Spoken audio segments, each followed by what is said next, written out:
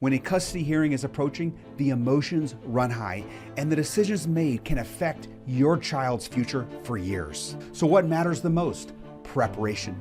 In this video, I'll walk you through the exact steps to get ready for your child custody hearing in Wisconsin. From paperwork to what to wear to how to speak to the judge, these steps will help you feel focused and not frantic. My name is Jeff Hughes. I'm the lead attorney at Sterling Lawyers, and we have helped thousands of Wisconsin parents with this exact custody process. And I want to make sure that you show up prepared and not blindsided. Step number one, file the right way and start the clock.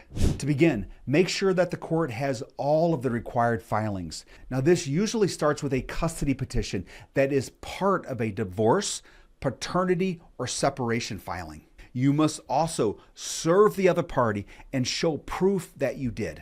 Now, once this is complete, the court process begins, followed by temporary order hearings, mediation referrals, and parenting classes for both parties to attend. Now, why does this matter so much?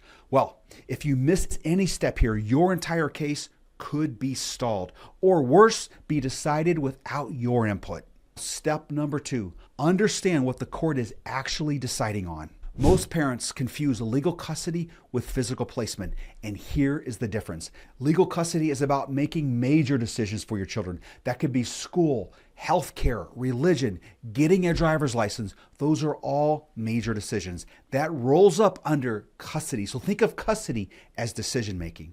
And physical custody, that is not decision making. That is where the child lives day to day and when. Wisconsin courts can award joint legal custody. That is the most common. But also sole legal custody. That is rare, but it is done in cases where there's high conflict or where there's abuse or safety concerns. And with respect to placement, that could be a wide range from primary placement to shared physical placement and everything in between, depending on a wider range of schedules. Now remember, the court's primary motivation and guiding star is what is in the best interest of the child. That is not necessarily what is fair to either parent. Step number three, build a child-focused evidence file. Your word alone will not win cases. So start gathering parenting time logs, education records, healthcare records, communication records, any messaging that shows parental involvement or serious concerns about the other parent. That also means to start documenting pickups, drop-offs, disciplines, and routines. One of our clients, Andy, he kept a detailed calendar. Now, this was nothing fancy,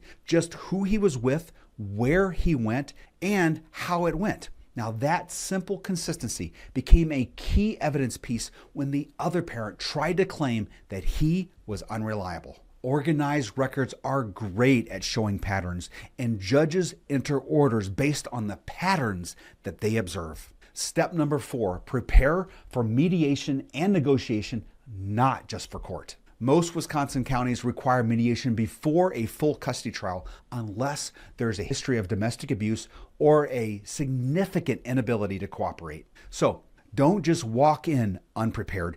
Be clear about what you are requesting. Know your child's needs and their schedule, and be open to creative final solutions. And stay calm, because your behavior is constantly being evaluated just as much as your proposals. Now, I've seen cases shift dramatically in mediation, either because one parent was completely inflexible or the other parent didn't show up at all. Step number five, take those parenting classes seriously. You are legally required to complete a parenting class before custody and placement can be decided. And yes, it matters. Judges and guardian ad litems often review attendance and even attitudes from this course. It is a signal for how committed you are to co-parenting. Step number six, prepare to be heard respectfully and clearly. When it is time for court, dress professionally, but not where you are uncomfortable with how you appear. You need to be comfortable, but be professional. Show up early. Speak directly and calmly. Settle your emotions down before court, because they could run rampant. The adrenaline kicks in, and do your best to stay calm and reserved. The court will be looking for that in your talking. Focus on your child, not on your grievances with the other party. And if you can, practice answering questions either with an attorney or someone else prior to court. And most of all, be yourself. You are not performing, you are informing. I remember once I was so happy. We had a client and she practiced her responses so thoroughly prior to court that in the judge's final ruling, he commented on her clarity and concern for the child's well-being above all else. And it was because she was so prepared for the questions that would come her way in that final hearing. Now that brings us to step number 7. Know the roles of the parties that are involved. Now, at your custody hearing, you may include a number of parties involved. First, of course, is the judge who enters the final order, the attorneys that may represent either party, the guardian ad litem who doesn't represent the child but represents the best interest of the child. You could also see court psychologists, social workers, or folks that are liaisons from the court. All of those folks, they're looking at your actions and patterns, not just words. Step number 8, understand what happens after court.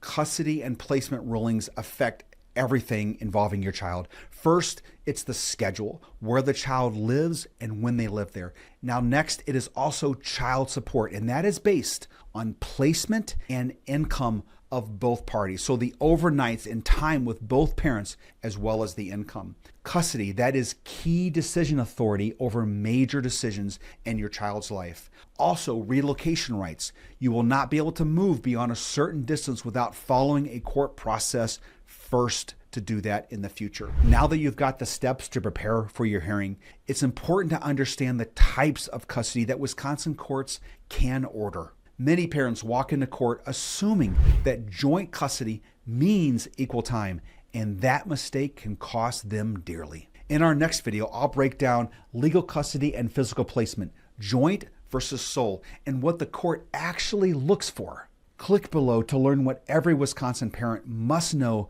before it's too late.